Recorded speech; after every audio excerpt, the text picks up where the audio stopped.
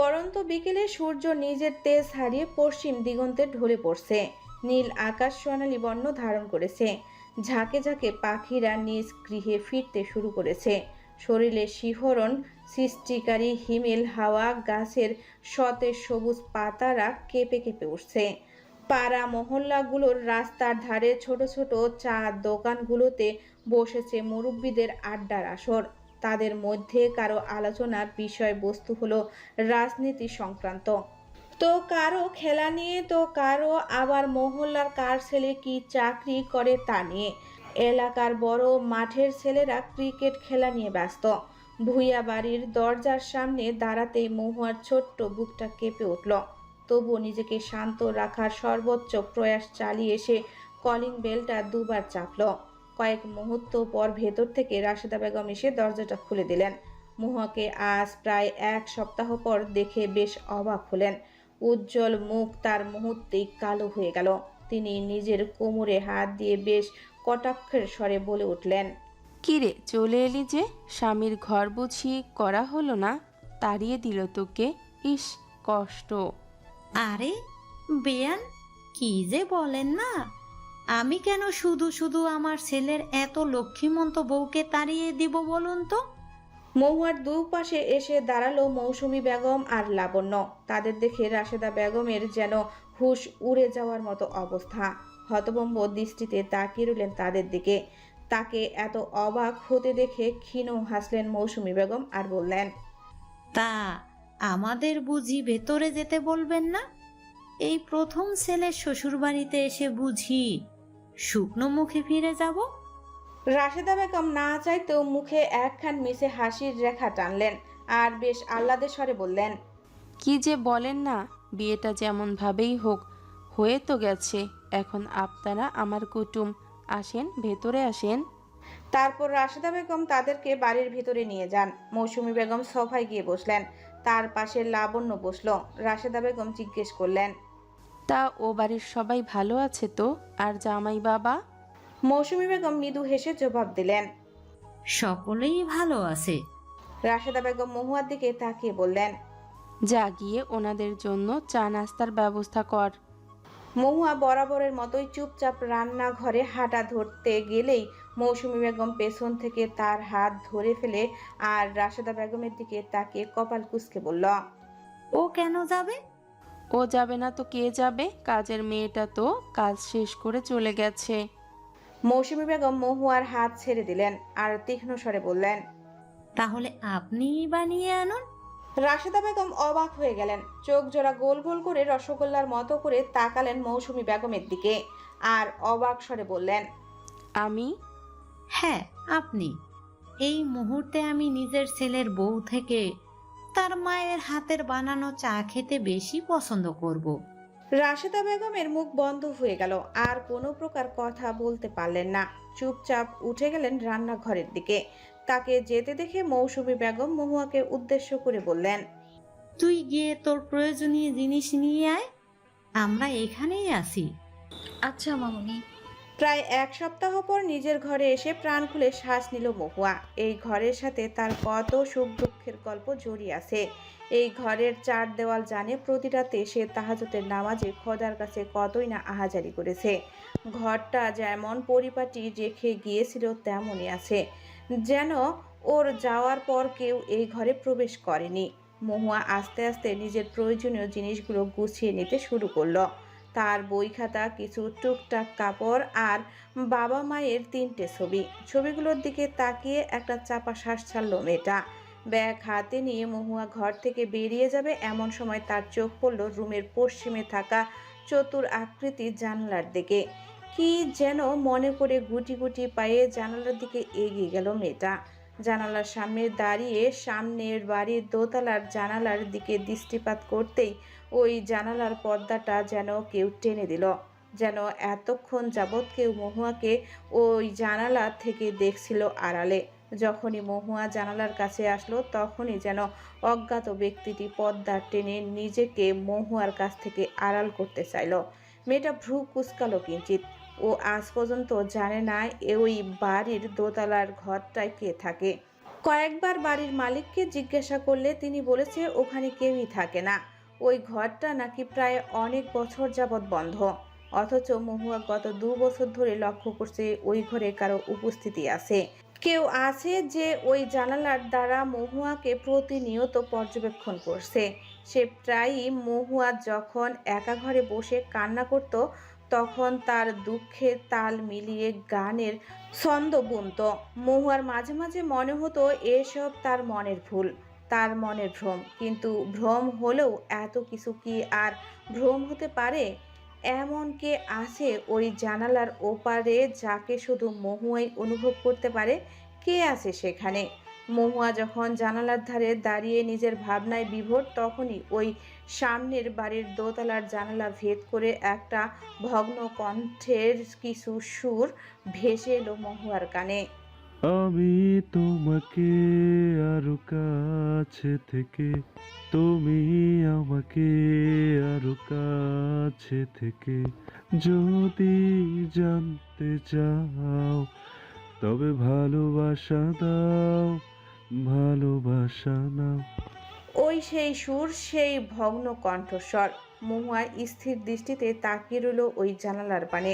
এটা ওর ভ্রম নয়, কেউ আছে, কেউ নিশ্চয়ই আছে ওই জানালার আড়ালে। পেছন থেকে মহুয়ার কাঁধে লাবণ্য হাত রাখতেই মেয়েটা চমকে উঠল। ফ্যাল করে তাকালো লাবণ্যের দিকে। লাবণ্য ওকে জিজ্ঞেস করল। কি রে, কি ভাবছিস এত গভীর ধ্যানে? মহুয়া স্বস্তির স্বরে বলল। লাবু, তুই গান শুনিসনি? ওই যে ওই বাড়িটার দোতলার ঘর থেকে ভেসে আসছিল। লাবণ্যর কপালে ভাঁজ পড়ল। মহুয়ার ইশারা করা বাড়িটির দিকে তাকালো, তারপর আবার মহুয়ার দিকে তাকালো আর বলল। ওই বাড়ির জানালা তো বন্ধ, আর এই অবেলায় কে গান গাইতে যাবি মেহু? আমি সত্যি বলছি লাবু, আমি শুনেছি।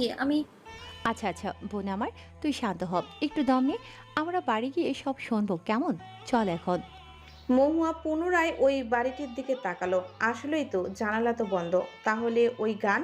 নিজের মাথা ঝাঁকিয়ে নিল মেয়েটা। তারপর লাবণ্যর সঙ্গে নিচে চলে গেল। ওরা নিচে আসতেই দেখতে পেল মৌসুমী বেগম চা খাচ্ছে। মহুয়া মৃদুস্বরে রাশেদা বেগমকে জিজ্ঞেস করল। মা বোন কোথায়? রাশেদা বেগম সামান্য বিরক্ত নিয়ে বললেন।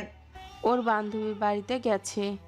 ও, মৌসুমী বেগমের চা খাওয়া শেষ হতেই তিনি উঠে দাঁড়ালেন। টিস্যু দিয়ে হাত মুছতে মুছতে রাশেদা বেগমকে উদ্দেশ্য করে কিঞ্চিৎ হেসে বললেন। চা বানানোটা ভালো করে শিখে নিবেন বেয়ান, না হলে এত চিনিযুক্ত চা খেলে 2 দিনে ডায়াবেটিস রোগী হয়ে মরে যাবেন যে। মৌসুমী বেগমের এমন কথায় রাশেদা বেগম মুখ কুঁচকে ফেললেন। মনে মনে তিনি 4খানা খাসা বাংলায় গালিও দিলেন। তবুও মনের কথা মনে রেখে গাল ভরা হাসি টেনে বললেন। জি, আবার আসবেন কেমন? সে তো বটেই। আজ তাহলে চলি কেমন? খোদা হাফেজ বেয়ান সাহেবা। খোদা হাফেজ। অরণ্যের ঘরের দেওয়ালগুলো ধূসর আর কালো রঙের রাঙানো। আলো পড়তেই ছায়াগুলো আরো গাঢ় হয়ে উঠছে। একপাশে বড় ফ্লোর টু সিলিং জানালা, ভারী কালো পর্দা অর্ধেক টানা। বাহিরের হালকা বাতাস পর্দা দুলছে ধীরে ধীরে। জানালা দিয়ে আসা চাঁদের আলো বিছানার উপর রূপলি ছায়া ফেলছে। কিং সাইজ বেড, কালো কাঠের ফ্রেম, সাদা ধূসর চাদর নিখুঁতভাবে গোছানো। ঘরের এক কোণে বুকশেলফ আর কাচের আলমারি। লাবণ্য ইতিমধ্যে ঘুমের দেশে তলিয়ে গেছে, আর মহুয়া বিছানায় শুয়ে মশরামশরি করছে। ঘুমের নামও নিশানা তার চোখে নেই। নিজেকে আর ধরে রাখতে না পেরে সে উঠে বসল। নাইট স্ট্যান্ডে রাখা অরণ্যের ছবির ফ্রেমের দিকে কতবার তাকালো। বাদামি চোখ, যার ভাষা বরাবরের মতোই তীক্ষ্ণ, চিকন ঠোঁট, গালে হালকা চাপদাড়ি, উজ্জ্বল গায়ের রং, যেন কোনো সুপুরুষ। মেয়েটার ড্রিম ম্যানও বলা চলে। মহুয়া বিছানা ছেড়ে উঠে জানালার ধারে গিয়ে দাঁড়ালো আর নিজে নিজেই বলে উঠল। যদি আপনি কখনো জানতে পারেন যে আপনার সাথে তানিশা আপু নয় বরং আমার সঙ্গে বিয়ে হয়েছে, তখন কি আপনি আমায় মেনে নেবেন, বউ বলে গ্রহণ করবেন? নিজের কথায় নিজেই হাসলো মেয়েটা। তবে যাই হোক না কেন, সব মেয়ের মতো তারও তো ইচ্ছা হয় স্বামীর সঙ্গে একটা সাধারণ স্বাভাবিক সংসার করতে। কিন্তু তার ভাগ্য যে বরাবরই খারাপ, তার সঙ্গ দিতে চায় না। মেয়েটা গুটি গুটি পায়ে রুম থেকে বেরিয়ে বারান্দার দিকে এগিয়ে গেল। চাঁদের মৃদু আলো তার উজ্জ্বল শ্যামলা মুখে আশ্রে পড়ছে। ও বারান্দায় দাঁড়িয়ে মহুয়া মনে মলিন হেসে অজানার উদ্দেশ্যে সুর ধরল। নাগর আমার নিঠুর বড় মনও বোঝে না। আমার ভাঙা খাঁচা পড়ে আছে, সে তো আসে না। পোড়া মনে ভালোবাসা বাসা বাঁধে না। মহুয়া হঠাৎই নিজের পাশে কারো উপস্থিতি টের পেল। নিজের মুখ ঘুরিয়ে পাশে তাকালো। মৌসুমী বেগমকে দেখে অবাক হলো মেয়েটা। অবাক স্বরে জিজ্ঞেস করলো, মামনি, এত রাতে তুমি এখনো জেগে আছো যে? অরণ্য আগামী 3 মাস পর দেশে ফিরবে। মৌসুমী বেগমের সোজা কথায় থমকে গেল মহুয়া। কোনো প্রকার শব্দ চয়ন করতে পারল না সে। মৌসুমী বেগম মেয়েটার মাথায় হাত বুলিয়ে, একটা কথা রাখবি মেহু? কি কথা মামনি? আমি তোকে আগামীর জন্য যেভাবে তৈরি করতে চাই, তুই কথা দে আমায়, তুই তেমন ভাবেই প্রস্তুত হবি। মহুয়া অবাক দৃষ্টিতে ফ্যাল ফ্যাল করে তাকিয়ে রইল মৌসুমী বেগমের দিকে। একটা শুকনো ঢোক গিলল, উত্তর দিল। আমি চেষ্টা করবো মামনি। মহুয়ার উত্তরে মৌসুমী বেগম সন্তুষ্ট হলেন। তিনি মেয়েটার কিছুটা কাছে এগিয়ে গিয়ে ওর কপালে মাতৃত্বের স্পর্শ এঁকে দিলেন আর নরম স্বরে বললেন, আমি চাই না তুই অন্য কারোর উপর নির্ভর করে বেঁচে থাকিস। সে যতই আমার ছেলে হোক না কেন, তুই নিজের পরিচয় গড়ে তুলবি। আমি তোকে এর পথ তৈরি করে দেব। সময়ের সঙ্গে পাল্লা দিয়ে চলা ভীষণ কঠিন। সময় কথাও থমকে যায় না। কারো কোনো গন্তব্যস্থল আছে কি না তাও কেউ জানে না। বছরের পর বছর পেরিয়ে যায়, তবুও সে এক মুহূর্তের জন্যও থামে না। এই চলমান সময়কে যারা নিজেদের মিত্র বানিয়ে চলতে পারে তারাই জীবনে সফল হতে সক্ষম হয়। চোখের পলকেই 3টা মাস কেটে গেল। যেন এই তো কিছুদিন আগেই তো মহুয়া তার বাবার বাড়ি গেল। এই 3 মাস মেয়েটা অ্যাডমিশনের প্রস্তুত নিতে কাটিয়ে দিয়েছিল। তার যখন যা লেগেছে মৌসুমী ওকে তাই এনে দিয়েছে। অবশেষে আজ তার ফলাফল প্রকাশ করা হবে। মহুয়া সোফায় বসে আছে। মেয়েটার ভয়ে হাত পা কাঁপছে, গলা যেন শুকিয়ে কাঠ হয়ে আসছে। শ্যামলা মুখখানা কেমন চুপসে গেছে। কালো বর্ণের মণিতে ছড়িয়ে আছে ভয়ের স্ফটিক। শ্বশুর বাড়ির সকলের সামনে নিজের মুখ রাখতে পারবে তো? এই চিন্তা মাথাটা কেমন ধরে আছে। সবাই ওকে কত ভালোবাসে, কত সহজেই ওকে আপন করে নিয়েছে। এখন তাদের সম্মান রক্ষা করা তো ওর দায়িত্বের মধ্যে পড়ে। লাবণ্য মহুয়ার নিকটই বসে আছে। জিহান গেছে মিষ্টি আনতে। যেন ওর জানা হয়ে গেছে ওর পিচ্চি ভাবিমণির রেজাল্ট কি আসবে। মৌসুমী বেগম আর নাসিরউদ্দিন চৌধুরী মহুয়ার সামনে বসে আছে। তাদেরও চোখে মুখে চিন্তার ছাপ সুস্পষ্ট। মহুয়া আঙ্গুলের হালকা ঘাম জমেছে। মেয়েটা অবশেষে সাহস করে রেজাল্টের পেপার খুলল। স্ক্রিন লোড হতে কয়েক সেকেন্ড সময় লাগলো। ফলাফল দেখার পর হঠাৎই তার হাত থেমে গেল যেন। স্ক্রিনের দিকে কয়েক সেকেন্ড তাকিয়ে রইল মেয়েটা। তারপর ধীরে ধীরে তার মুখে একটা অবিশ্বাস্য হাসি ফুটে উঠল।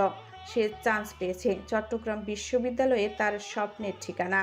তার এত দিনের পড়া, কোচিং, ক্লান্ত দুপুর, রাত জাগা, সব কষ্ট যেন এক মুহূর্তে সার্থক হয়ে গেল। বুকের ভেতরটা হালকা লাগছে এখন। ধীরে ধীরে ঠোঁট কেঁপে উঠল। বুকের ভেতর জমে থাকা চাপা ভয়, দুশ্চিন্তা, অনিশ্চয়তা সব একসাথে গলে গিয়ে অদ্ভুত এক শান্তি নেমে এলো তার মনে আর মস্তিষ্কে। মেয়েটার চোখ দুটো ভিজে উঠল অজান্তেই। ধীরে চোখ তুলে তাকালো তার শ্বশুর শাশুড়ি নামক ওই চিন্তিত মা বাবার দিকে। মহুয়ার চোখে জল দেখে দুজনেই ঘাবড়ে গেলেন। তখনই আচমকা মহুয়া গিয়ে মৌসুমী বেগমকে জড়িয়ে ধরল আর শব্দ করে কেঁদে উঠল। মৌসুমী বেগম মহুয়াকে জড়িয়ে ধরে বিচলিত দৃষ্টিতে লাবণ্যর দিকে তাকালো। লাবণ্য হাসি মাখা মুখ নিয়ে বলে উঠল, আরে ও খুশিতে কাছে আমো, ও চান্স পেয়ে গেছে, ওর স্বপ্নের চট্টগ্রাম বিশ্ববিদ্যালয়ে চান্স পেয়ে গেছে। লাবণ্যর কথায় মৌসুমী বেগম আর নাসিরউদ্দিন চৌধুরী যেন মুখ খুলে পড়ার মতো উপক্রম। তারা উজ্জ্বল আর গর্বিত নয়নে তাকালো মহুয়ার দিকে, যে নিজের মুখ মৌসুমী বেগমের বুকে লুকিয়ে কান্না করছে। মৌসুমী বেগম নিজের ঠোঁটে বিশ্বজয়ের হাসি এনে মহুয়ার মুখ তুলে ওকে তার দিকে তাকাতে বাধ্য করলেন। তিনি স্নেহের স্বরে বললেন, এই বোকামি, এমন খুশির দিন তুই কাঁদছিস কেন? থ্যাংক ইউ আম্মু, থ্যাংক ইউ সো মাচ। কেন?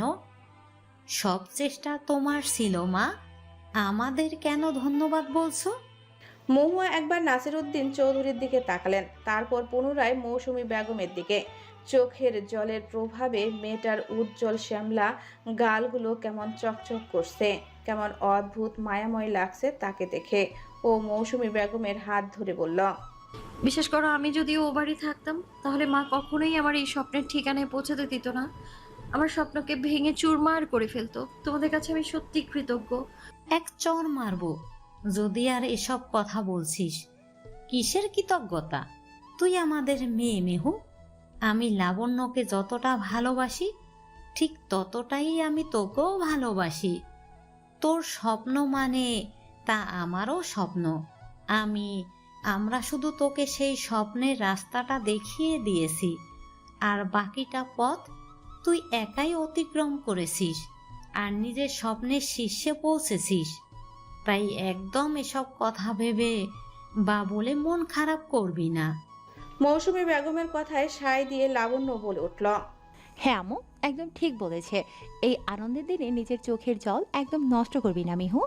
মহুয়া মৃদুভাবে নিজের মাথা নাড়ল, তারপর আস্তে আস্তে নিজের চোখ মুছে নিল। মৌসুমী বেগম ওর মাথায় আলতো করে একটা চুমু খেলেন। মেয়েটার মনে হলো যেন ওর নিজের মায়ের পরশ পেয়েছে। মৌসুমী বেগম নিজের ফোন হাতে নিয়ে বললেন, এই সুখবরটা আমার বিয়ানকেও একটু দিতে হয়। শুধু আল্লাহর কাছে দোয়া করি এ খবর শুনে উনি না আবার হার্ট অ্যাটাক করে বসেন। এই বলে তিনি করিডোরের দিকে চলে গেলেন। এদিকে তার কথা শুনে লাবণ্য হাসতে হাসতে লুটোপুটি খাওয়ার উপক্রম। তখনই জিহাদ মিষ্টি নিয়ে আসে আর চেঁচিয়ে বলে উঠল, পিচ্ছি ভাবিমণি, মিষ্টি খাওয়া যাবে তো? মহুয়া মৃদু হেসে উত্তর দিল, হ্যাঁ ভাইয়া, যাবো। যাক, আলহামদুলিল্লাহ।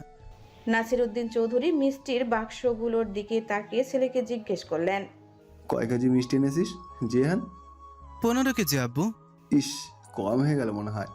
তখনই মৌসুমী বেগম করিডোর থেকে আস্তে আস্তে বলে উঠলেন, তোকে যে আর একবার দোকানে যেতে হবে জিহান।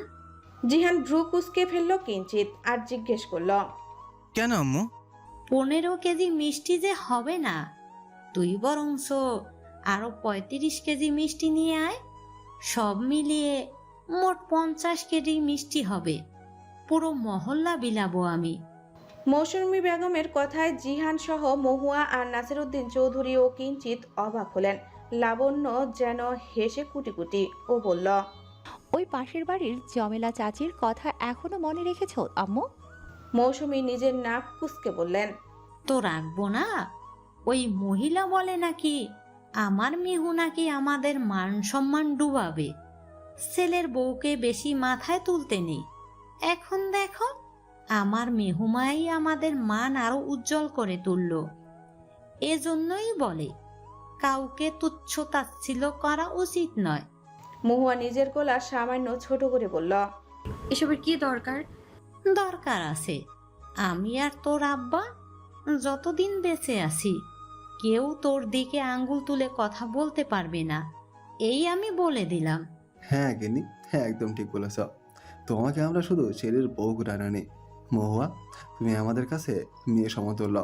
তুমি যেমন আমাদের বাবা মায়ের মতো শ্রদ্ধা করো, আমরাও তেমনই তোমার নিজের মেয়ের মতো ভালোবাসি, স্নেহ করি। মহুয়ার চোখ জোড়া আনন্দে ভরে উঠল। এত সুখ বুঝি তার এই পড়া কপালে লেখা ছিল? বিশ্বাস করতে কিঞ্চিত সংকোচ হচ্ছে তার। এই ভালোবাসা, স্নেহ আর মমতা পাওয়ার আকাঙ্ক্ষায় সে কত রাত যে খোদার কাছে কেঁদেছে তা হয়তো শুধু ওই উপরওয়ালাই চেয়ে ভালো কেউ জানে না। কানাডা সূর্য ধীরে ধীরে আকাশের পশ্চিম দিকে হেলে পড়েছে। তার কমলা আলো মিলেমিশে পুরো আকাশকেই যেন রঙিন তুলোর মতো করে তুলেছে। আকাশের পাতলা মেঘেরা ভেসে বেড়াচ্ছে, সূর্যের আলোতে তাদের ধারালো চকচক করছে। পাইন স্ট্রুপ এবং ম্যাপল গাছের লম্বা ছায়া মাটিতে পড়ে ধীরে ধীরে দানবীয় আকৃতি ধারণ করেছে, আর মাঝে মাঝে হালকা হাওয়া তাদের পাতা চঞ্চল হয়ে নেচে উঠছে। নদীর জল সূর্যের আলোতে জ্বলজ্বল করছে, যেন ছোট ছোট সোনালি আয়না। জলকে একটু হালকা ঠান্ডা আর সতেজ হাওয়া বইছে। সঙ্গে একটু মিষ্টি কস্টিস ফুলের সুবাস ভেসে আসছে। নদীর ধারে কিছু মানুষ হাসছে, তাদের পায়ের শব্দ আর নদীর ঢেউয়ের ছন্দ যেন এক ধরনের শান্ত সঙ্গী রচনা করছে। পার্কে শিশুরা খেলছে, তাদের হাসি বাতাসে ভেসে বেড়াচ্ছে, আর পাখিরা আকাশে উড়ে বেড়াচ্ছে আপন মনে। রাস্তায় কিছু কফি শপের ধোঁয়া আর ক্যান্ডির দোকানের মিষ্টি গন্ধ ভেসে আসছে বাতাসের সঙ্গে।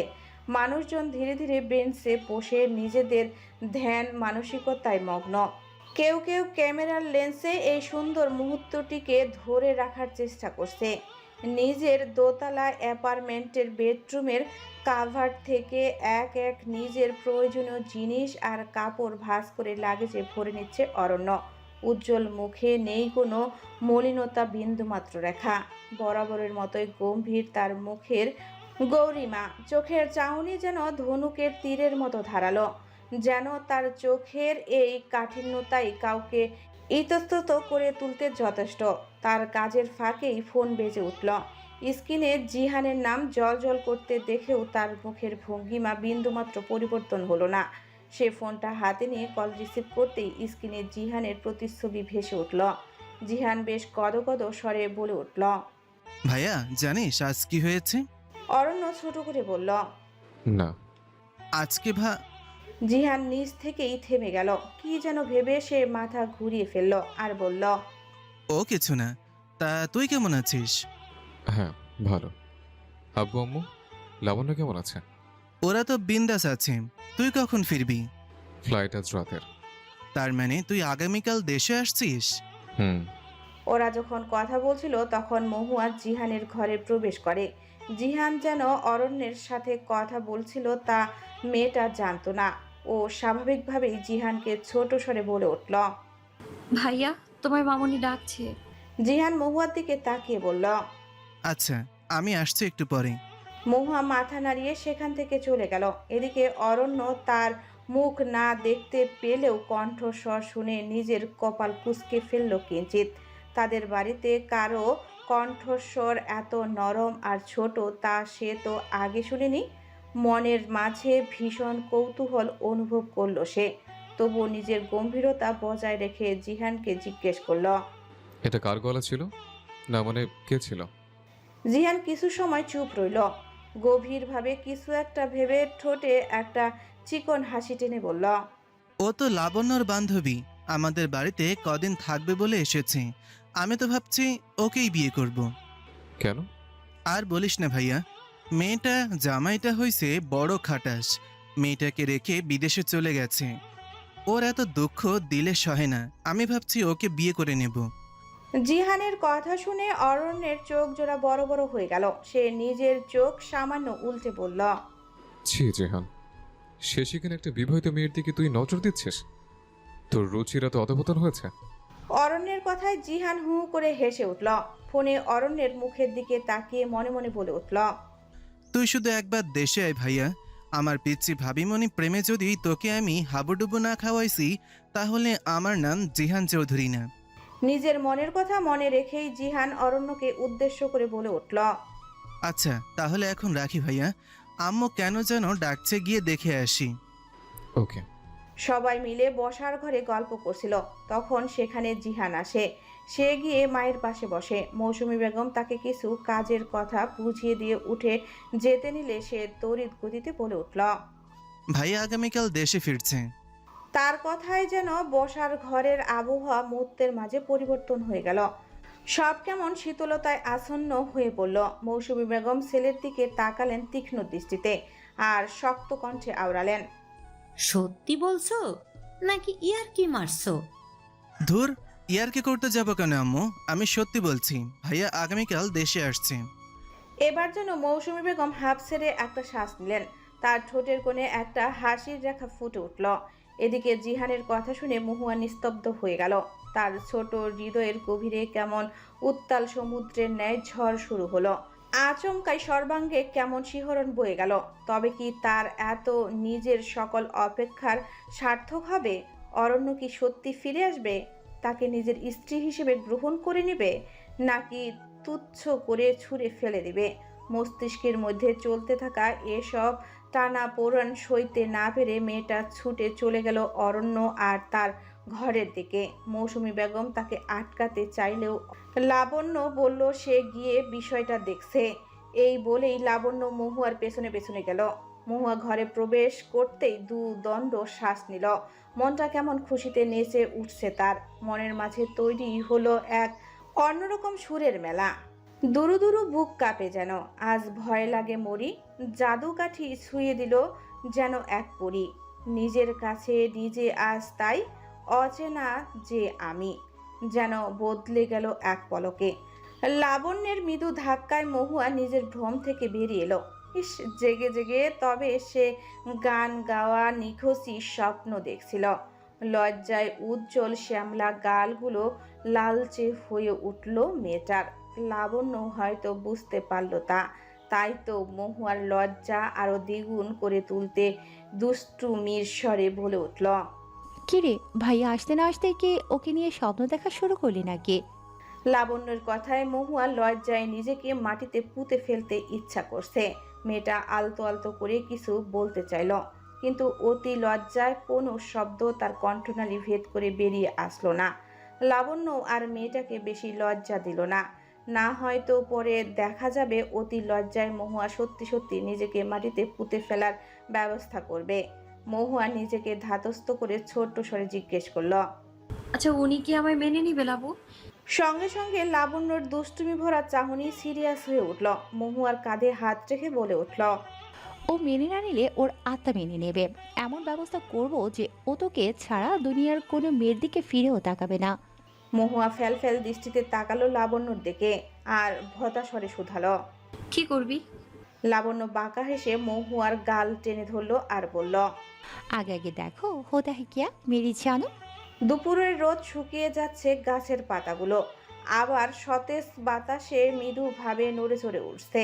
চৌধুরী বাড়ির সবাই আজ ভীষণ ব্যস্ত। অরণ্য আজ বাড়ি ফিরছে 3 মাসের দীর্ঘ অপেক্ষার পর। 3 মাস আগে রাগের জোরে সে কানাডা চলে গিয়েছিল, তারপর আর ফিরে আসেনি। আজ অবশেষে অপেক্ষার দীর্ঘ প্রহর শেষ করে সে নিজের বাড়ি চৌধুরী কুঞ্জে ফিরছে। সকালে নাসিরউদ্দিন চৌধুরী অফিসে চলে গেছেন। তার যাওয়ার ইচ্ছা ছিল না, তবে আজ খুব গুরুত্বপূর্ণ একটা ডিল ফাইনাল করার আছে, তাই না চাইতেই অফিসে চলে গেলেন। এদিকে মৌসুমী বেগম জিহানকে বাজারে পাঠিয়েছেন কিছু বাজার আনতে। যদিও তিনি জানতেন ছেলে তার এইসব কাজে অকর্মা, তাই সাথে করে দারোয়ান রহিমকে পাঠিয়েছে তার সঙ্গে। মহুয়া আর লাবণ্য মৌসুমী বেগমের সঙ্গে হাতে হাতে কাজ এগিয়ে দিচ্ছে। অরণ্য যে শুধু একা আসবে তা নয়, তার সঙ্গে মোনালিসা আর অরিজিও আসবে, তাই রান্নার তোড়জোড়টা আরও বেশি। হঠাৎই বাড়ির কলিং বেল বেজে উঠতেই 3 জন নারী তাদের হাতের কাজ থামিয়ে দিল। প্রত্যেকে একে অপরের দিকে চোখাচোখি করল।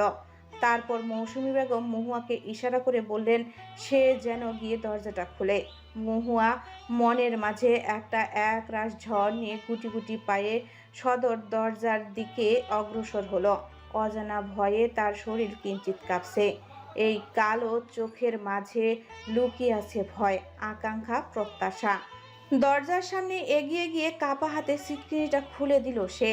তারপর আস্তে করে দরজাটা খুলল আর সামনে আবিষ্কার করল দুপুরে সূর্যের তপ্ত তেজ, জনজীবন যেন অতিষ্ঠ প্রায়। কাঠফাটা রোদে জুতো ছাড়া মাটিতে পা দেওয়ার যেন দায় হয়ে দাঁড়িয়েছে। একটু ছায়ায় দুদণ্ড শ্বাস নেওয়ার আশায় মানুষ এদিকে ওদিকে ছোটাছুটি করছে।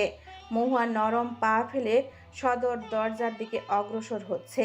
মনের মাঝে ভয় আর এক অদ্ভুত আনন্দে মিশে একাকার হয়ে গেছে তার। ডাগর ডাগর কালো কাজল মিশ্রিত নয়ন জোড়ায় ছড়িয়ে পড়েছে আকুলতার জোয়ার। দরজার সামনে দাঁড়িয়ে সে একটা লম্বা শ্বাস ছাড়ল, হাত বাড়িয়ে দিল সিটকিনির খোলার জন্য। দরজা খুলতেই সে তার কাঙ্ক্ষিত ব্যক্তিটিকে নয়, বরং তার চেয়ে বয়সে বড় ও সম্পর্কে একমাত্র দেবর জিহানকে আবিষ্কার করল। মুহূর্তেই তার মনের মাঝে চলতে থাকা সকল অনুভূতির জোয়ার মলিন হয়ে গেল। নিজের চোখের আকুলতা হাওয়ায় মিলিয়ে শীতলতায় আচ্ছন্ন হয়ে পড়ল। মৃদুস্বরে বলল, ভাইয়া। জিহান বাজারগুলো হাতে নিয়ে বাড়ির ভিতর প্রবেশ করতে করতে বলে উঠল। ভাবিমণি, এক গ্লাস পানি দিবে গো, বাইরে হেভি গরম ছিল। মহুয়া মৃদুভাবে নিজের মাথা নেড়ে ডাইনিং টেবিল থেকে পানি এনে জিহানকে দিল। জিহান পানিটা খেয়ে বসলো সোফাতে। তখনই লাবণ্য কিচেন রুম থেকে বসার ঘরে আসে। অরণ্যের বদলে জিহানকে দেখে তার মুখের ভঙ্গিমা এমনভাবে পরিবর্তন করে ফেলল যেন কাউকে তাকে তিতা করলা খাইয়ে দিয়েছে। বেশ খেকিয়ে জিহানকে জিজ্ঞেস করল, বড় ভাইয়া এখনো আসে না কেন রে ছোট ভাইয়া? প্ল্যান চট্টগ্রাম এয়ারপোর্টে নামতে নামতে দুপুর 1:30 থেকে 2টা বেজে যাবে, আর ওরা বাড়িতে আসতে আসতে বিকেল হয়ে যাবে। ও, আমরা তো ভাবলাম চলে এসেছে। ওদের কথার ফাঁকেই মৌসুমী বেগম এসে মহুয়াকে নিয়ে সঙ্গে করে কিচেন রুমে চলে গেলেন। রান্নায় আজ বেশ অনেক রকমের আইটেমের আয়োজন করা হয়েছে। সবগুলো শেষ করতে হবে। নীল দিগন্ত ছাড়িয়ে দিবাকর আস্তে আস্তে নিজের এই তপ্ত তেজ হারিয়ে ঢলে পড়ছে পশ্চিমে। তার মৃদু আলো কর্ণফুলী নদীর ধূসরাভ বর্ণের জলে পড়তেই তা দর্পণের মতো চিকচিক করে উঠল। নীল দিগন্তের পাখিরা ঝাঁক বেঁধে উড়ে বেড়াচ্ছে আপন মনে। মৃদুলা হাওয়ার সঙ্গে ভেসে আসছে কিছু বাউলদের গানের গুঞ্জন। একখানা কালো রঙের গাড়ি চৌধুরী বাড়ির সামনে এসে হর্ন বাজাতেই দারোয়ান তড়িঘড়ি করে গেটটা খুলে দিল। গাড়ি থামতেই প্রথমে দরজা খুলে অরণ্য বের হলো। তার পরনে কালো কোট আর প্যান্ট, হাতে দামি ঘড়ি আর চোখে কালো সানগ্লাস। মুখের ভঙ্গিমা বরাবরের মতোই গম্ভীর, ঠোঁটে শক্ত করে চেপে ধরা, চোখে অদ্ভুত এক কঠিন স্থিরতা, যেন চারপাশে সব কিছু সে নীরবভাবে পর্যবেক্ষণ করছে। দীর্ঘ 3 মাস পর বাড়ির আঙ্গিনায় পা রাখলেও তার ভেতরের অনুভূতি মুখে একটুকু ফুটে উঠল না। হালকা বাতাসে তার চুলগুলো সামান্য দুলে উঠল। শব্দহীন শ্বাস ছাড়ল সে। তার পেছনেই গাড়ি থেকে নামলো আরিস আর মোনালিসা। বাড়ির সদর দরজার সামনে দাঁড়িয়ে একবার বেল বাজাতেই কয়েক সেকেন্ডের মধ্যেই ভেতর থেকে দরজার ছিটকিনি খোলার শব্দ হলো। দরজা খুলে লাবণ্য অরণ্যকে দেখা মাত্রই ভাইকে খুশিতে জড়িয়ে ধরল। অরণ্য আলতো করে বোনের মাথায় হাত রাখল। লাবণ্য আনন্দিত স্বরে বলে উঠল, অবশেষে মহাদয়ের আমাদের কথা মনে পড়ল তাহলে। অরণ্য নিষ্প্রভ হাসল। লাবণ্য অরণ্যকে ছেড়ে দিয়ে আরিস আর মোনালিসার দিকে দৃষ্টিপাত করল। তারা দুজন ওর দিকে চেয়ে আছে। লাবণ্য মৃদু হেসে দরজার সামনে থেকে সরে দাঁড়াতেই ওরা ভেতরে প্রবেশ করল। লাবণ্য চেঁচিয়ে বাড়ির সবাইকে ডাকতেই এক এক করে মৌসুমী বেগম, নাসিরউদ্দিন চৌধুরী আর জিহান লিভিং রুমে এসে উপস্থিত হলো। জিহান আর নাসিরউদ্দিন চৌধুরীর গিয়ে অরণ্যকে জড়িয়ে ধরল। সেই সাথে আরিস আর মোনালিসার সঙ্গে আমোদ বিনিময় করল। এইদিকে মৌসুমী বেগম নিশ্চুপ হয়ে শুধু সবটা পর্যবেক্ষণ করছেন। অরণ্যের চোখ মায়ের দিকে পড়তেই সে কিছু মুহূর্ত শুধু এক দৃষ্টিতে মায়ের দিকে তাকিয়ে রইল। তার মুখের ভাবের কোনো পরিবর্তন হলো না। ধীর বেগে মায়ের সামনে গিয়ে দাঁড়ালো সে। দুজনেই চুপ করে আছে, যেন দুজনের মাঝে নীরব যুদ্ধ চলছে। অবশেষে অরণ্য নীরবতা ভেঙে কণ্ঠস্বর নিচু করে আওড়ালো, কেমন আছো আম্মু? মৌসুমী বেগম নিজের কণ্ঠস্বর শক্ত রেখে পাল্টা প্রশ্ন করলেন, তা জানার আদৌ কি তুমি প্রয়োজন বোধ করো? অরণ্য সহসা হাসলো আর বলল, অভিমান হয়েছে আমার উপর, তাই না? অভিমান? অভিমান মানুষ তাদের সাথেই করে যারা আপন হয়। তুমি তো আমার কেউ না। মৌসুমী বেগমের এমন শক্ত কথায় সবাই চমকে উঠল। হতবাক দৃষ্টিতে তার দিকে তাকালো, কিন্তু অরণ্য খুব একটা অবাক হলো না। তার মাকে সে খুব ভালো করেই চেনেন। অরণ্য এসে মাকে জড়িয়ে ধরল। মৌসুমী বেগম প্রথমে অরণ্যকে নিজের কাছ থেকে সরিয়ে দিতে চাইলে, কিন্তু ছেলের জেদের কাছে তার জেদ যেন হেরে গেল। ছেলের মুখে লুকিয়ে কেঁদে উঠলেন তিনি। মায়ের কান্না দেখে অরণ্যের আর নিজের গম্ভীর সত্তাকে ধরে রাখতে পারলেন না। শক্ত করে জড়িয়ে ধরল মাকে। মৌসুমী বেগম কান্না মিশ্রিত স্বরে বলে উঠল, এত রাগ তোর আমার উপর, এত জেদ? জানিস এই 3টা মাস আমার কেমন কেটেছে? প্রতিটা মুহূর্তে খালি এই চিন্তাই মাথায় ঘুরতো, আমার ছেলেটা ঠিক আছে তো, কি করছে, কি খাচ্ছে। ভাগ্যিস জিহান আর আর্যের কাছ থেকে তোর খোঁজটা অন্তত পেতাম। অরণ্য মৌসুমী বেগমের মাথায় হাত রেখে নরম স্বরে বলল, আই এম সরি, আর হবে না, প্রমিস করছি। আর এমন জেদ করে চলে যাব না। I am really sorry. মনে থাকে যেন। জি আম্মা জান, আমার মনে থাকবে। আচ্ছা, এখন গিয়ে ফ্রেশ হয়ে আয়, অনেক জার্নি করে এসেছিস। অরণ্য মাথা নেড়ে নিজের লাগেজ নিয়ে দোতলার দিকে অগ্রসর হয়। মৌসুমী তার যাওয়ার দিকে একটা মৃদু শ্বাস ছাড়লেন। তারপর তার দৃষ্টি নিবদ্ধ করলো আরিস আর মোনালিসার দিকে। আরিস মুখ ফুলিয়ে বলে উঠল, এটা ঠিক না আন্টি, তুমি অরণ্যকে পেয়ে আমায় আর লিসাকে ভুলে গেলে, আমাকে একবার জড়িয়েও ধরলে না। কষ্ট পেয়েছি, ভীষণ কষ্ট পেয়েছি। মৌসুমী বেগম সহ সবাই হেসে উঠল আরিজের কথায়। মৌসুমী বেগম নিজের হাত বাড়িয়ে দিয়ে বললেন, আয় আমার বাপ। আরিস আর মোনালিসা হেসে ছুটে গিয়ে জড়িয়ে ধরল। রান্না করতে করতে অনেক দেরি হয়ে গিয়েছিল।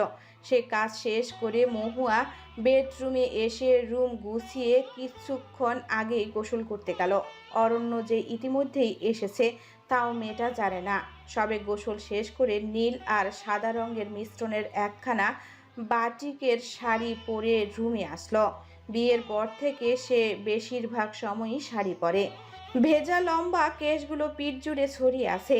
কিছু জলবিন্দু এখনো ধীরে ধীরে ঝরে পড়ছে চুলের ডগা থেকে। শ্যামলা গায়ের রঙের সঙ্গে তার পরনের শাড়িটা অদ্ভুত রকম মানিয়েছে। মহুয়া আয়নার সামনে দাঁড়িয়ে নিজের ভেজা চুলগুলো তোয়ালা দিয়ে আলতো করে মুছে নিল। তারপর ড্রেসিং টেবিলের উপরে রাখা ছোট্ট কাজলের ডিব্বাটা তুলে নিল হাতে। আয়নার দিকে তাকিয়ে ধীরে ধীরে কাজলটা চোখের নিচের পাতায় টেনে দিল সে। কাজল পড়তেই তার ডাগর ডাগর কালো বর্ণের নয়ন দুটো যেন আরো গভীর, আরো মায়াবী হয়ে উঠল। অরণ্য বেডরুমের দরজার সামনে আসতেই থমকে গেল। দরজার কাছে দাঁড়িয়ে স্থির হয়ে গেল সে। বুকের ভেতরটা অদ্ভুতভাবে ধকধক করে উঠল, যেন হঠাৎ করেই হৃদয়টা নিজের নিয়ম ভুলে গেছে, নিজের নিয়ন্ত্রণ হারিয়ে ফেলেছে। চোখ সরাতে চাইছে সে, অথচ পারছে না।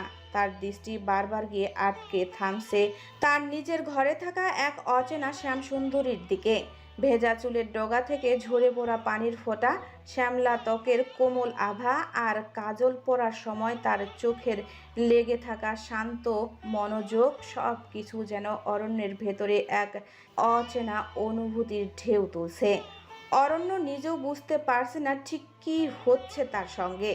এতদিন সে অসংখ্য মানুষ দেখেছে, অসংখ্য সুন্দর মুখও দেখেছে, কিন্তু আজ এই মুহূর্তে এই অচেনা শ্যাম সুন্দরীকে দেখে তার মনে হচ্ছে এই দৃশ্যটা যেন অন্যরকম, অদ্ভুতভাবে হৃদয়ে গেঁথে যাওয়ার মতো। তার বুকের ভেতর কোথাও নরম একটা অনুভূতি ধীরে ধীরে জন্ম নিচ্ছে। সে চাইলেও চোখ ফিরিয়ে নিতে পারছে না, যেন মহুয়ার এই শান্ত শ্যাম সৌন্দর্য তাকে অদৃশ্য কোনো টানে আটকে রেখেছে। অরণ্য আচমকা দরজার সঙ্গে হেলান দিয়ে দাঁড়ালো। দু হাত বুকের সামনে ভাঁজ দিয়ে দাঁড়িয়ে রইল কিছুক্ষণ। ঠোঁটের কোণে একখান প্রকৃতি হাসির পল্লব ফুটে উঠেছে। মহুয়ার দিকে এক দৃষ্টিতে তাকিয়ে থেকে ঠোঁট গোল করে আলতো একটা শীষ বাজিয়ে উঠল সে। নীরব ঘরের ভেতর তার সেই শীষের সুরটা হালকা ভেসে উঠল, যেন কারো মনোযোগ টেনে নেওয়ার ইচ্ছাকৃত চেষ্টা করছে। অরণ্যের চোখ দুটো তখনও স্থির হয়ে আছে সামনে দাঁড়িয়ে থাকা মহুয়ার দিকে। আচমকা শীষ বাজার শব্দ কানে আসতেই মহুয়া চমকে উঠল। আয়না থেকে নিজের মুখ ঘুরিয়ে দৃষ্টিপাত করলো দরজার দিকে। মুহূর্তের মাঝেই আরেক দফা চমকে উঠল ভীতু মেয়েটি। হাতে থাকা কাজলের ডিব্বাটা হাত থেকে ধপ করে পড়ে গেল, কিন্তু মহুয়ার সেদিকে কোনো খেয়াল নেই। তার দৃষ্টি তো দরজার সামনে থাকা পুরুষটির দিকে আটকে আছে। বুকের ভেতরটা অজানা ব্যথায় চিনচিন করে উঠল। চোখের পলক ফেলতে সে যেন ভুলে গেছে। অরণ্য সোজা হয়ে দাঁড়ালো, ধীর পায়ে ঘরে প্রবেশ করলো। তাকে প্রবেশ করতে দেখে মহুয়া দু কদম পিছিয়ে গেল।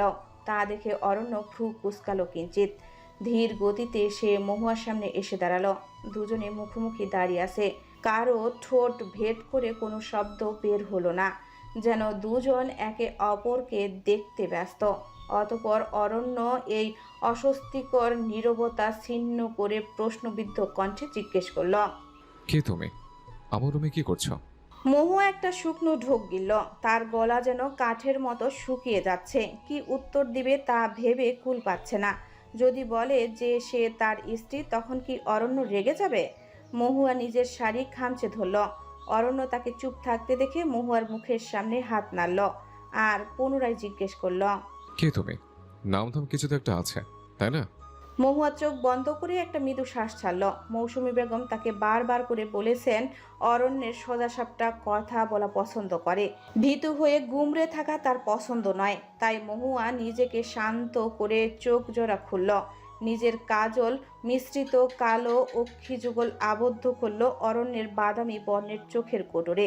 পরিণাম যাই হোক না কেন, সে এখন আর তার চিন্তা করছে না, বরং বেশ শান্ত স্বরে বলল, আমি মহুয়া। না, মহুয়া চৌধুরী মেহু। শাহরিয়ার অরণ্য চৌধুরী বিয়ে করাবো। অরণ্য যেন আকাশ থেকে বলল, চোখ বড় বড় করে তাকালো মহুয়ার কোমল শ্যামলা মুখশ্রীতে আর হতবুদ্ধ হয়ে বলল, মজা করছো নাকি আমার সঙ্গে? তুমি আমার বউ কিভাবে হতে পারো? আমার বিয়ে তো তানু। হওয়ার কথা ছিল, তবে তিনি তো তার প্রেমিকের সঙ্গে পালিয়ে গিয়েছিলেন। তাই সেদিন তানিশা আপু নয়, বরং আমার সঙ্গে আপনার বিয়ে হয়েছিল। আপনি হয়তো কবুল বলার সময় আমার নামটা খেয়াল করেননি। মহুয়ার বক্তব্য শুনে অরণ্যের মনে হচ্ছে তার মাথাটা ভন ভন করছে। এইটুকুনি মেয়ে কি সোজা সাপটাভাবে কথাগুলো বলে দিল?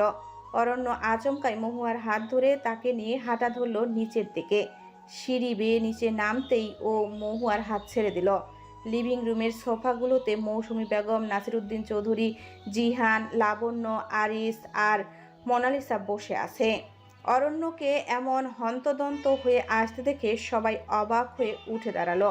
অরণ্য নাসিরুদ্দিন চৌধুরী আর মৌসুমী বেগমের দিকে তাকিয়ে মহুয়ার দিকে ইশারা করে গম্ভীর স্বরে জিজ্ঞেস করল। কে মেয়েটা? লাবণ্য পাশ থেকে বলল, আমার বান্ধবী। অরণ্য তীক্ষ্ণ দৃষ্টিতে তাকালো ওর দিকে। সঙ্গে সঙ্গে লাবণ্য নিজের চোখ নামিয়ে নিল। অরণ্য মৌসুমী বেগম আর নাসিরুদ্দিন চৌধুরীর দিকে তাকিয়ে একই স্বরে জিজ্ঞেস করল, সেদিন বউ বদল হয়েছিল? তানুর জায়গায় ওর সাথে আমার বিয়ে হয়েছিল? হ্যাঁ। মৌসুমী বেগমের এক শব্দের উত্তরে তিক্ত হাসল অরণ্য। অরণ্য আচমকাই টি টেবিলে থাকা ফুলের টপটা আছাড় মেরে ফ্লোরে ছুঁড়ে ফেলে দিল। সবাই মুহূর্তেই চমকে উঠল। এক এক করে পিছু হাঁটতে শুরু করলো। অরণ্য এই মুহূর্তে ভেজায় চটে আছে। এখন সে রাগের বশে নিজের হুঁশ খেয়ে যা খুশি তাই করতে পারে।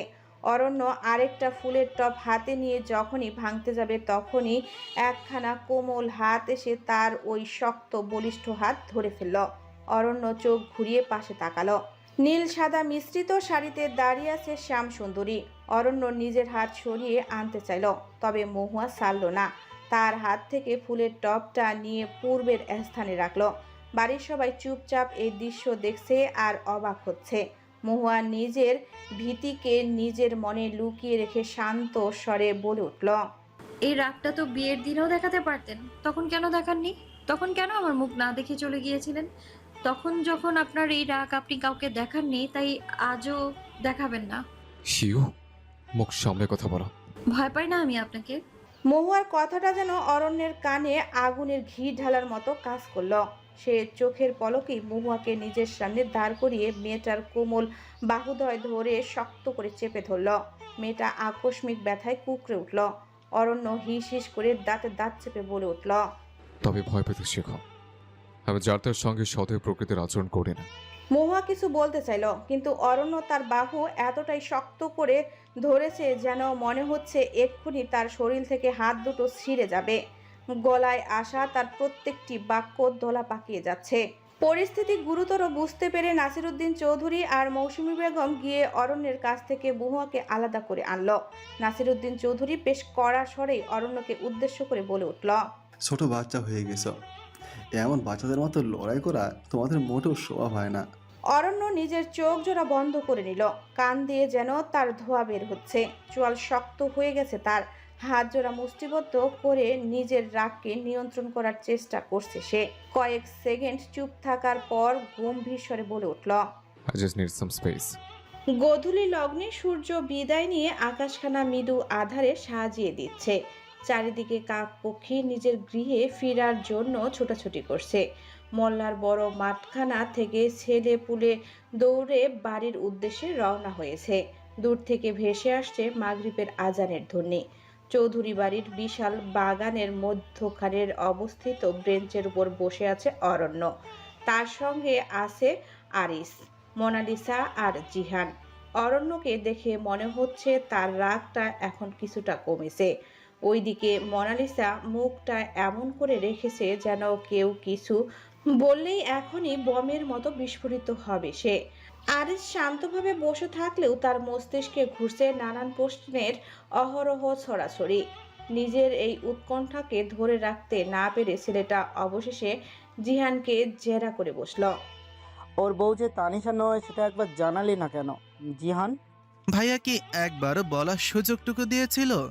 যতবার বলতে গেছি ততবার ওই তো কল কেটে দিয়েছে। বেশ খিকখিক করে জবাবটা দিল জিহান। তাও অবশ্য ঠিক বলেছিস। জিহানের কথায় সায় দিয়ে বলল আরিস। ওদের কথা শুনে মোনালিসা আর চুপ থাকতে পারল না। মূলত অরণ্যকে দোষারোপ করায় তার গায়ে লাগছে কথাগুলো। ওই যে কথায় আছে না, মায়ের চেয়ে মাসির দরদ বেশি।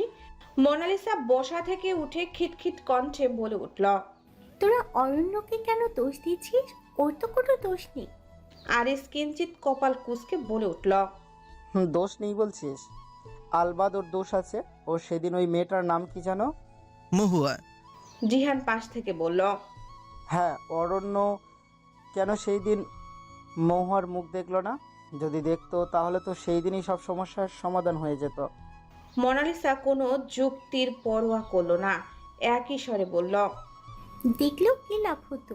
অরণ্য কি ওই কালো মেয়েটাকে নিজের বউ বলে মেনে নিত নাকি? এনফ। অরণ্যের আচমকা গর্জনে চমকে উঠল ওরা তিনজন। জড়সড় হয়ে দাঁড়িয়ে তাকালো অরণ্যের দিকে। তাকে দেখে মনে হচ্ছে তার কমে যাওয়া রাগটা আরো বেড়ে যাচ্ছে। অরণ্য ব্রেঞ্চ থেকে উঠে দাঁড়িয়ে প্যান্টের পকেটে হাত গুজে কড়া কণ্ঠে বলে উঠল, অনেকক্ষণ ধরে তোরা যাতা বলছিস আর আমি চুপচাপ শুনে গেছে। এবার থাম। আর শোন লিসা, গায়ের রং নিয়ে কথা বলে আমার মোটেও পছন্দ না। আর কালো কাকে বলছিস বলতো?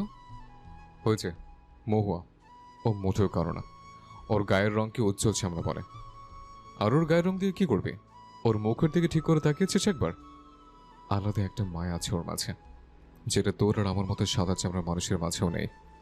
এই বলে অরণ্য সেখান থেকে হনহন করে বাড়ির ভিতরে প্রবেশ করলো। মোনালিসা থ হয়ে তার যাওয়ার দিকে তাকিয়ে রইল।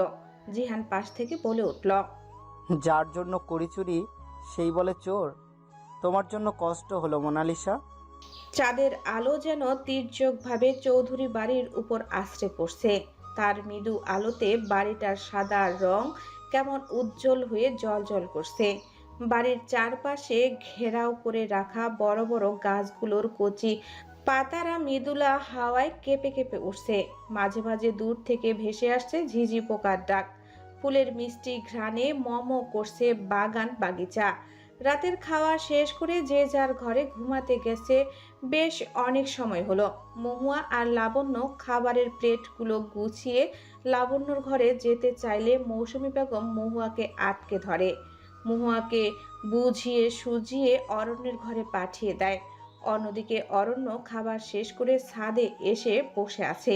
সে কোনো মতেই বেডরুমে যাবে না। এমনিতেই বউ বলে মানে না, আবার বউকে কেউ কিছু বললে তা সহ্য করতে পারে না। অদ্ভুত বান্দা। নাসিরউদ্দিন চৌধুরী কোনো উপায় না পেয়ে ছাদে এসেছেন ছেলের কাছে। অরণ্য এক মনে আকাশ পানে তাকিয়েছিল। হঠাৎ নিজের কাঁধে কারো হাত অনুভব হতেই অরণ্য ঘাড় ঘুরিয়ে তাকালো আর কিঞ্চিত অবাক স্বরে বলল, আব্বু। নাসিরউদ্দিন চৌধুরী নিজের মাথা নাড়লেন, তারপর একখান চেয়ার টেনে ছেলের পাশে বসলেন। নিজের চশমাখানা পরিষ্কার করে পুনরায় চোখে পরে নিলেন। অতঃপর ছেলেকে উদ্দেশ্য করে বলে উঠলেন, মহুয়া আমাকে ভালো লাগে না, তাই না? অরণ্য কোনো উত্তর দিল না। তা দেখে নাসিরউদ্দিন চৌধুরীর চোয়াল শক্ত হয়ে গেল। ছেলের দিকে কঠোর দৃষ্টিতে তাকিয়ে বেশ শক্ত কণ্ঠে বলে উঠলেন, গুরুজন কিছু জিজ্ঞেস করলে তার উত্তর দিতে হয় শাহরিয়ার। আমি জানি আব্বু। তাহলে আমি যে প্রশ্নটি করলাম তার উত্তর দাও।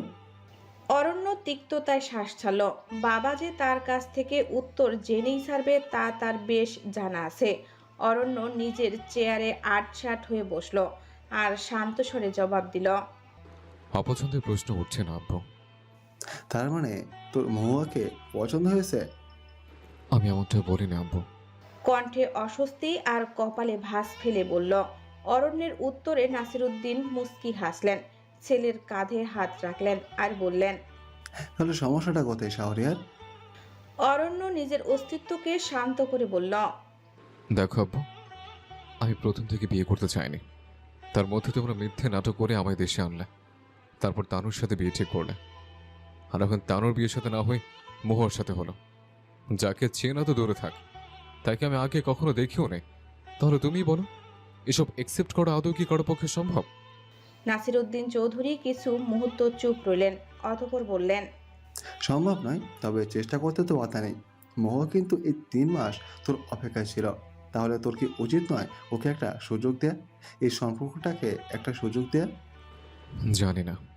ছেলের সজা উত্তরে একটা দীর্ঘশ্বাস ছাড়লেন নাসিরুদ্দিন চৌধুরী। ছেলে তার রকচটা, ঘাড়তেরা তিনি খুব ভালোই জানেন, তাই আর কথা বাড়ালেন না। চেয়ার থেকে উঠে সিঁড়ি ঘরের দিকে এগিয়ে গেলেন। নামার পূর্বেই তার কি যেন মনে হলো। পুনরায় ঘুরে তাকালেন ছেলের দিকে আর বললেন। একটা কথা শুনবি শাহরিয়ার? অরণ্য বাবার দিকে তাকিয়ে জিজ্ঞেস করল। কি? বিয়ের শুরুতে কিন্তু তোর মাকে আমার একদম পছন্দ ছিল না। নাসিরুদ্দিন চৌধুরীর কথায় বিস্মিত হলো অরণ্য। অবিশ্বাস ও চোখে তাকালো বাবার দিকে। কি বলছে কি আব্বু? ওর জানা মতে নাসিরুদ্দিন চৌধুরী তো মৌসুমী বেগম বলতে পাগল। এমনকি ওর দাদি তো নাসিরুদ্দিন চৌধুরীকে বউ পাগলা বললেও ডাকতো। তাহলে এখন এমন কথার অর্থ কি? অরণ্য বুঝতে পারল না। ছেলেকে অবাক হতে দেখে নাসিরুদ্দিন চৌধুরী কিঞ্চিৎ হাসলেন। ছেলের সামনে এগিয়ে এসে রসিকতার স্বরে বললেন। অবাক হচ্ছিস তাই তো? অরণ্য হ্যাঁ সূচক নিজের মাথা নাড়ল আর হতবিলম্ব স্বরে বলল। তুমি তো বউ বলতে পাগল, তাহলে এখন কেন এখন কথা বলছো? নাসিরুদ্দিন চৌধুরী পুনরায় চেয়ারে বসলেন। নিজের শার্টের বুক পকেট থেকে বেশ পুরনো একখান ছবি বের করলেন।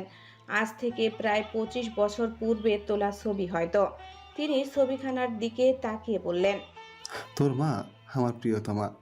এই নারীকে আমি বিয়ের পর প্রচণ্ড পরিমাণে অপছন্দ করতাম। কেন জানো? কেন? উৎকণ্ঠা নিয়ে আওড়ালো অরণ্য। মৃদু হাসলেন নাসিরুদ্দিন চৌধুরী আর বললেন। তোমার মা ছিল দ্বাদশ শ্রেণী শেষ করা এক জেদি আর প্রতিবাদী মেয়ে, আর আমি ছিলাম এক শান্তশিষ্ট পুরুষ। বিয়ের পর কেউ ছোটোখাটো বিষয় নিয়ে কিছু বললে তোমার মা সঙ্গে সঙ্গে তার প্রতিবাদ করত, তৎক্ষণাৎ জবাব দিয়ে দিত, যার দরুন তুমুল ঝগড়া ঝামেলা শুরু হতো। আমি বরাবর এসব অপছন্দ করতাম, যার কারণে তোমার মায়ের এই প্রতিবাদী স্বভাবটা আমার ভীষণ অপছন্দের হয়ে ওঠে। নাসিরুদ্দিন চৌধুরী থেমে গেলেন। তা দেখে অরণ্যের মাঝে উৎকণ্ঠা আরো বেড়ে গেল। তীব্র উৎকণ্ঠা নিয়ে জিজ্ঞেস করল। তাহলে এখনকার এত মেল কি করে হলো? নাসিরুদ্দিন চৌধুরী ছবিটার দিকে তাকিয়ে বললেন।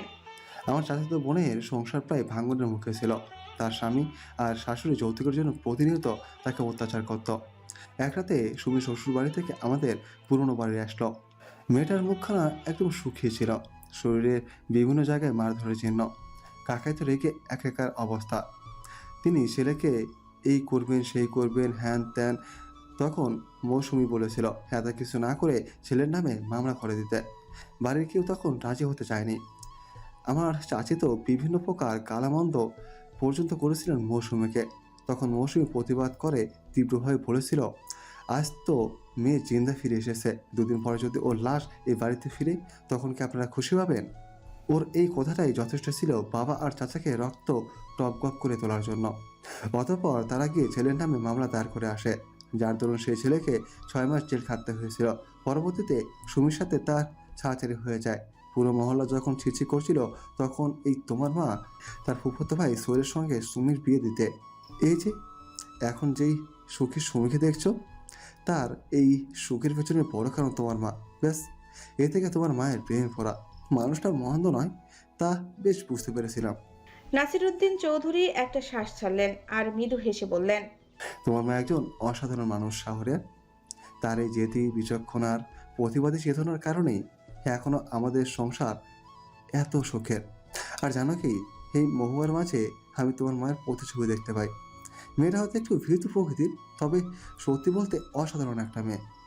আর তোমার মা তো তাকে নিজের মতো করে গড়ে তোলার জন্য উঠে পড়ে লেগেছে।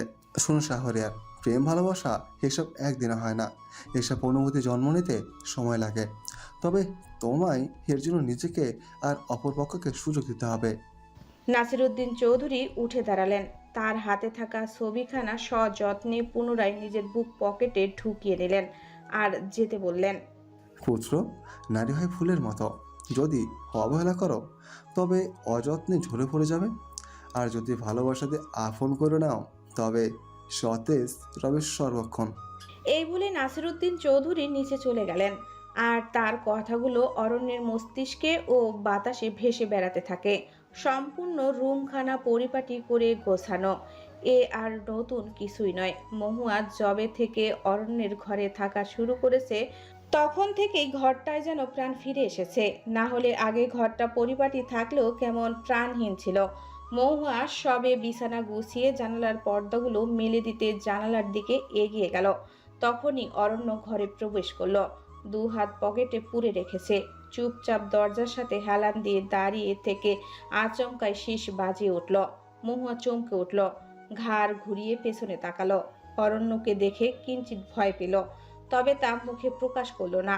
অরণ্য রুমের দরজা বন্ধ করে ধীর পায়ে মহুয়ার সামনে এসে দাঁড়ালো। অরণ্যের বাদামি বর্ণের নয়ন আর মহুয়ার ডাগর ডাগর কালো বর্ণের নয়ন জোড়া মিলিত হলো একে অপরের মাঝে। দুজনের মাঝে কেমন অদ্ভুত অস্বস্তিকর নীরবতা বিরাজ করছে, যা দুজনেরই সইবার ক্ষমতা নেই। তাই অরণ্য নীরবতা ছিন্ন করে কর্কশ কণ্ঠে বলে উঠল। কি এমন তাকিয়ে আছো কেন? মহুয়া কাপা স্বরে পাল্টা প্রশ্ন ছুড়ল। আপনি কেন এমন তাকিয়ে আছেন? আমার চোখ, আমার ইচ্ছা, তোমার কি? হেয়ালি করে কথা বলল অরণ্য। তার কথায় মহুয়া নিজের নাক কুঁচকে ফেলল। মহুয়া কোনো রকম কথা না বলে সোজা বিছানার দিকে এগিয়ে গেল। তা দেখে অরণ্য কিঞ্চিত ভ্রু কুঁচকাল আর জিজ্ঞেস করল। বেডে কেন যাচ্ছ? মহুয়া চোখ উল্টে জবাব দিল। বিছানায় মানুষ কি করে? ঘুমায়, তাই না? আমিও ঘুমোতেই যাচ্ছি। অরণ্য বিড়বিড় করে বলল। বেছানা মানুষ অন্য কিছুও করে, যা তোমার মতো পেচ্ছির বুঝতে এখনো বহুত দেরি। কিছু কি বললেন? অরণ্য ঝেড়ে কাশল আর বিছানার দিকে এগিয়ে যেতে যেতে বলে উঠল। তুমি বেডে ঘুমাতে পারবে না। ওমা, কেন? অবাক স্বরে মহুয়া প্রশ্ন করল। কারণ আমি বেডে ঘুমাবো। তো ঘুমান না, কে মানা করেছে? আমি তোমার সাথে এক বেডে ঘুমাতে পারবো না। অরণ্যের কথায় থতমত খেয়ে গেল মহুয়া। পিটপিট করে তাকালো অরণ্যের দিকে। বিছানার উপরে উঠে দাঁড়ালো সে আর কোমরে দু হাত রেখে বলে উঠল। তাহলে ঘুমায়েন না? আমি কি আপনাকে ধরে রেখেছি নাকি? অদ্ভুত তো, তাহলে আমি কোথায় ঘুমাবো? মহুয়া নিজের নাক কুঁচকে বলে উঠল। তা আমি কি করে জানবো? সোফা আছে, ফ্লোর আছে, আপনার যখন যেখানে ইচ্ছা আপনি সেখানেই ঘুমান। অরণ্য চোখ বড় বড় করে মেয়েটার দিকে তাকালো। তার বেডরুমের বেডে দাঁড়িয়ে মেয়েটা কি না তাকে সোফা আর ফ্লোরে ঘুমাতে বলছে। ভারী সাহস হয়েছে তো মেয়েটার। অরণ্য বিছানার একদম কাছে এগিয়ে গিয়ে বলে উঠল। এটা আমার বেডরুম। এখন এটা আমারও বেডরুম। অরণ্যের যেন ধৈর্যের বাঁধ এবার ভেঙে পড়ল। সেও বিছানার উপরে উঠে দাঁড়ালো। মহুয়া ছোট্ট শরীরটা অরণ্যের বিশাল শরীরের ছায়া দ্বারা ঢাকা পড়ে গেল। মহুয়া দু কদম পিছিয়ে গেল। অরণ্য খিটখিট স্বরে বলে উঠল। এই হাসির বাচ্চা, এটা আমার বেড, এখানে আমি ঘুমাবো। মহুয়া বিস্মিত হলো, চোখ বড় বড় করে তাকালো অরণ্যের দিকে।